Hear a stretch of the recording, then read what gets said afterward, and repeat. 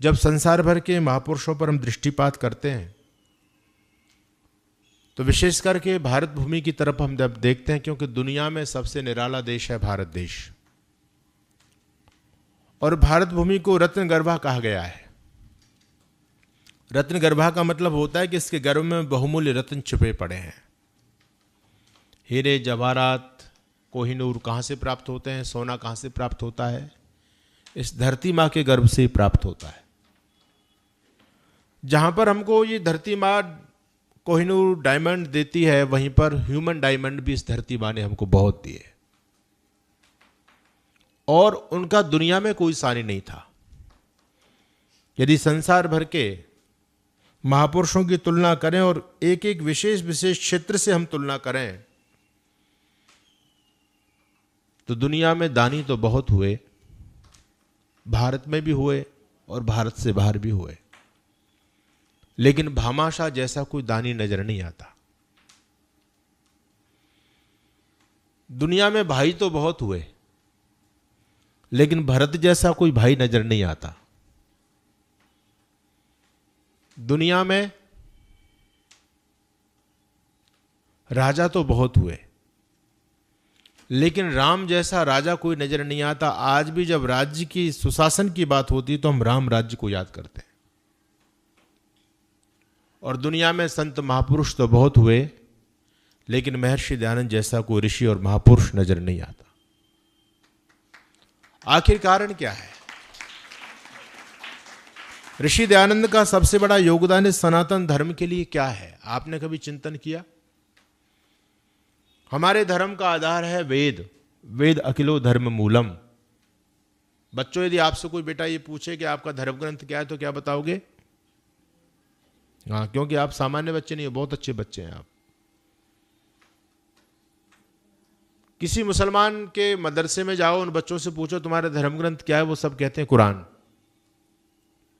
क्रिश्चियनों के स्कूल में जाओ, कॉन्वेंट स्कूल में, वो कहते हैं बाइबल। और हिंदुओं के विद्यालय में जाओ तो हमारे बच्चों को पता ही नहीं है। कोई कहता हनुमान चालीसा, कोई कहता भागवत, कोई कहता महाभारत, कोई कहता रामायण, कोई कहता गीता। बेटा, ये सारे अच्छी बुक्स हैं, गीता, रामायण, महाभारत, ये सारे धार्मिक ग्रंथ हैं, लेकिन धर्म ग्रंथ नहीं है। धर्म ग्रंथ वो है जिससे आपका धर्म निश्चित हुआ है। आपका धर्म ग्रंथ है केवल वेद, है ना? वेद अखिलो धर्म मूलम। हमारा सनातन टिका है वेद पर। और वेद किस पर टिके हैं? आज जो वेद से आपका परिचय है, आप जो 4 वेदों के नाम जानते हैं, समाज में जो वेद का नाम लेते हैं, समाज में वेद की बातें हो रही हैं आज, ये वेद किसने हमको वेद से परिचय कराया? राष्ट्रकवि मैत्रीशरण गुप्त जी ने बहुत सुंदर पंक्ति लिखी, आज जो वेद की ध्वनि गूंजती है, कृपा उन्हीं की है जो गूंजती है। किसकी कृपा? महर्षि दयानंद सरस्वती की। अगर महर्षि दयानंद सरस्वती उस समय इस धराधाम पर नहीं आते तो शायद हमारे वेद लुप्त हो गए होते। महर्षि दयानंद से पहले भी बड़े बड़े आचार्य लोगों का, ऋषि लोगों का बहुत बड़ा योगदान रहा है। एक तो ऋषियों का जमाना था। ऋषियों के जमाने में तो कोई ऐसी बात ही नहीं थी, लेकिन जब महाभारत काल के बाद में ऋषियों का जमाना चला गया और जब बहुत सारे नास्तिक मत, विभिन्न प्रकार के मतपंथ जब धरती पर बढ़ने लगे तो उन्होंने सबसे पहले हमला हमारे वेदों पर ही बोला। और आपको जानकारी होनी चाहिए, जिन वेदों को हम ईश्वर की वाणी बोलते हैं, वेद ईश्वर का ज्ञान है ना? आपसे कोई पूछे वेद किसने लिखे तो क्या बताना?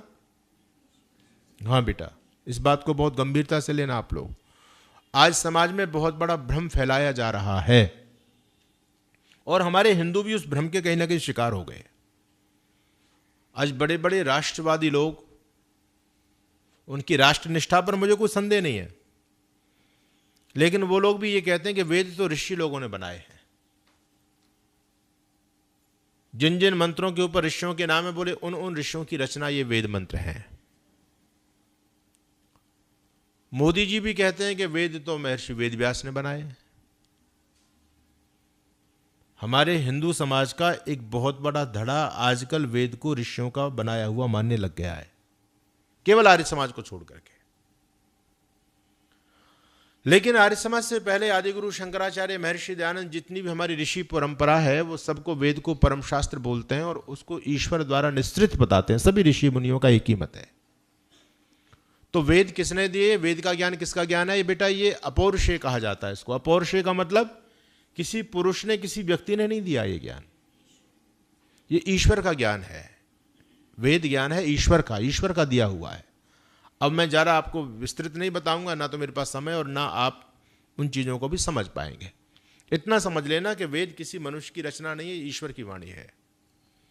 तो मैं आप लोगों के बीच में निवेदन कर रहा था कि लोगों ने जो वेद ईश्वर की वाणी कही जाती थी, उसी वेद को लेकर के लोगों ने कहा त्रयो वेदस्य कर्तार भांड धूर्त निशाचर।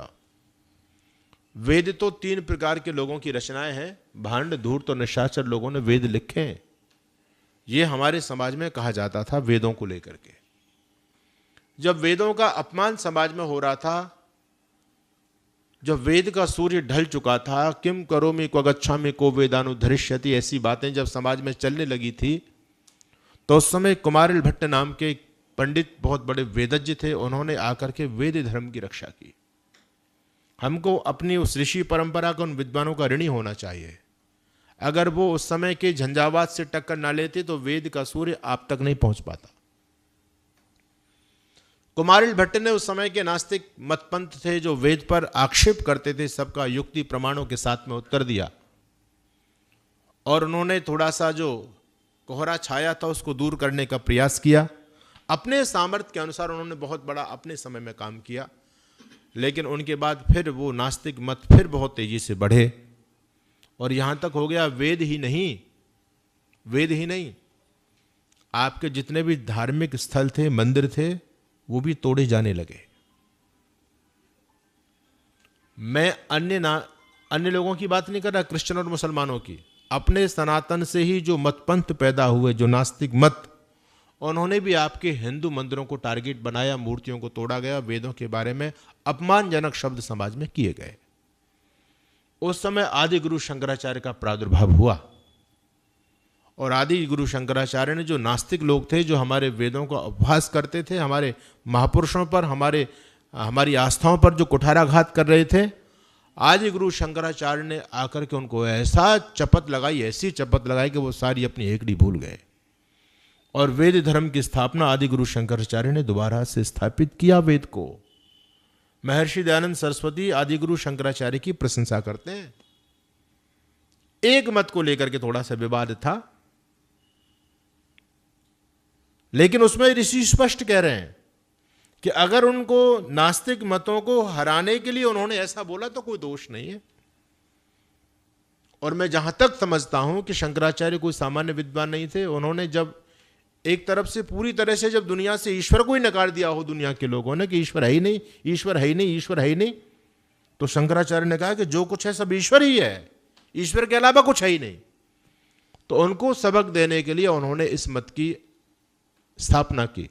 तो महर्षि दयानंद भी उनका सम्मान करते हैं। लेकिन बंधुओं, याद रखिए, आदि गुरु शंकराचार्य ने के बाद में फिर हमारे वेद पर संकट छाया, और वेद पर ही नहीं, हमारी माँ भारती जब गुलामी की जंजीरों में जकड़ गई, आपकी सारी धार्मिक मान्यताएं, आपका कर्मकांड, आपका पूजा पाठ, आपकी संस्कृति, आपका इतिहास, जब सब कुछ लोगों ने नष्ट कर दिया।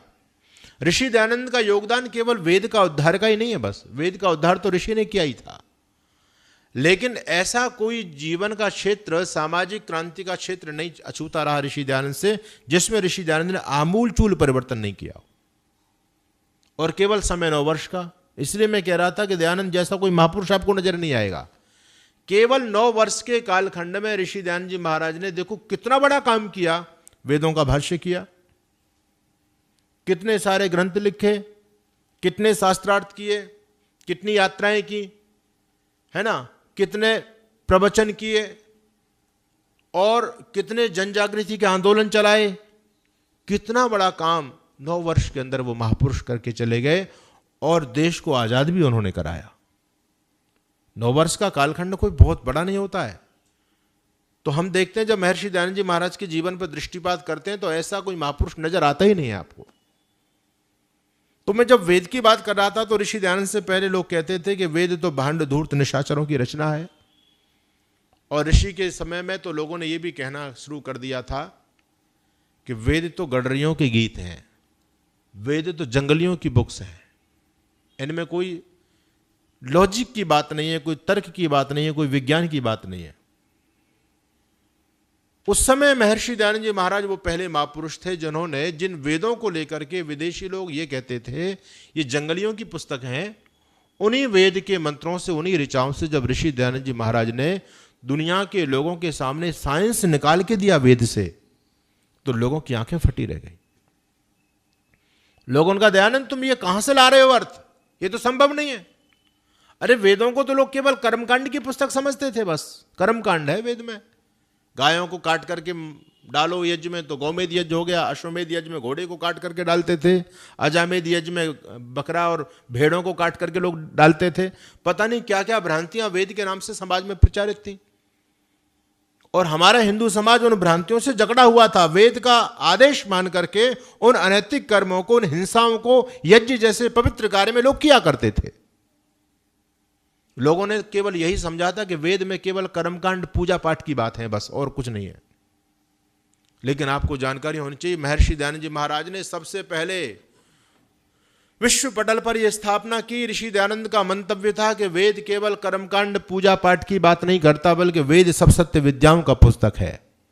ऐसी कोई भी विद्या अछूती नहीं है जो वेद के अंदर ना हो, ऐसा कोई विज्ञान का सूत्र नहीं है बच्चों जो वेद के अंदर ना हो। Every faculties of science are available in the Vedas. वेदों के अंदर साइंस के सारे सिद्धांत मूल रूप में विद्यमान है। ये सबसे पहले घोषणा किसने की? महर्षि दयानंद सरस्वती ने की।